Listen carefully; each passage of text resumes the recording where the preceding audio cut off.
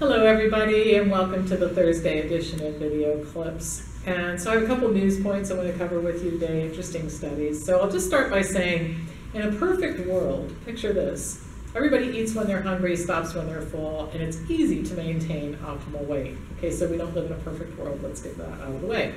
Early humans, however, were able to do this in part because they had no choice but to eat the appropriate food for humans. You know, there were no vending machines and fast food outlets and that sort of thing back when we were cave dwellers. But today we have a couple of problems. We have the availability of food, and we have a lot of people eating for reasons other than hunger. And of course, we've all heard about emotional eating and that sort of thing, but I think this study will surprise you. It involved 37 children and their mothers who agreed to participate in an eating in the absence of hunger study that were actually conducted in the family's homes. The kids were fed a lunch that provided almost half of their daily calorie needs and should have made them feel full. In fact, 80% of the children reported feeling full or very full after the meal. Now, while they were full, 15 minutes later, the researchers offered the kids snack foods that included crackers and cookies and fruit leathers and potato chips and a cereal bar. All of the kids, 100%, ate those foods, even though they could not possibly have been hungry after eating half of their daily calories in one meal at lunchtime. So, lead researcher Holly Harris noted that an inability to refrain from eating when full, combined with the fact that kids today, and adults really, have constant access to all these foods, is a factor in the number of kids who are becoming overweight. So these kids probably weren't emotional eaters at that age. They were just eating because it was there and because it was attractive. You know, it was available and it was tasty and it stimulated them to want to eat. She also reminded everybody that this is a learned response because babies are born with the ability to self-regulate food intake. They won't consume more breast milk than they need, instead relying on internal hunger and satiety signals that govern when to start and stop feeding. But today, the environmental cues are overriding appetite cues, and we're all gaining weight as a result. And I have to admit, I've done it too. I've gone to a party, for example, not hungry at all, seen chocolate, and eaten it, okay? Because it's there, which, by the way, is why we all have to sanitize our environments, both home and office, and get the stuff out that we're not supposed to be eating, because if there's chocolate in the house, sooner or later it will call my name from the kitchen. So this is a good reminder that you don't want to play willpower games with yourself in the kitchen all the time. All right, so while we're on the topic of how people make decisions about things and that sort of thing, if you're like me, you're sometimes astounded that some of your really smart friends have become so convinced that so many wrong ideas are right. Think paleo diet, drugs for almost any condition, including some conditions that don't exist, and dangerous tests and procedures. A new study provides some clues as to how people can be convinced that something that is so clearly wrong is actually right.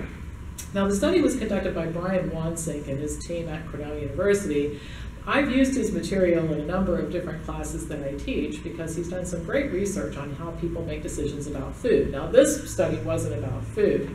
In this particular study, participants were asked to evaluate information about a mythical new drug. The first part, there were 3 parts of the experiment. So the first part of the experiment, half of the participants were given information about the drug. It was just a paragraph, while the others got the same information, but in addition to the paragraph, there was a graph. There wasn't any new information on the graph. It didn't really say anything, but it had a big impact because the half of the participants who just read about the drug, 67.7% of them said that the drug was useful. 96.6% of the people who saw the graph thought that the drug was useful. So just the appearance of the graph made more people think it was a good drug. Now, the second part of the experiment, the participants were either given the graph and the paragraph together, or just the paragraph with an added sentence that the drug reduced illness by 20%. Okay, all participants were asked how much they thought the drug reduced illness and how much they agreed with this statement: I believe in science. Okay, those who said they had a strong belief in science had the highest confidence of the efficacy of the drug, all right? The third part of the study was really interesting. It involved giving half of the participants the paragraph describing the drug, the other half the same information, along with a chemical formula for the drug's active ingredients. Those who saw the chemical formula believed that the drug was effective for a longer period of time than those who only saw the description. Now, the chemical formula couldn't have possibly meant anything to these people. It was just the presence of it. So the researchers concluded that anything that looks scientific is more convincing, and that, quote, the scientific halo of graphs, formulas, and other trivial elements that look scientific may lead to misplaced belief. They also added that a strong belief in science can actually make people more susceptible to being persuaded by trivial but scientific-looking information. While this does explain why people are so misled, it's also kind of scary because it appears that those who think that they are the best at critical thinking are actually the most vulnerable to the wrong ideas. So I was thinking about this one night when I wrote this article, reviewing this study, and maybe what we should do is start putting the chemical formula for broccoli and asparagus in front of people and telling them it's good food.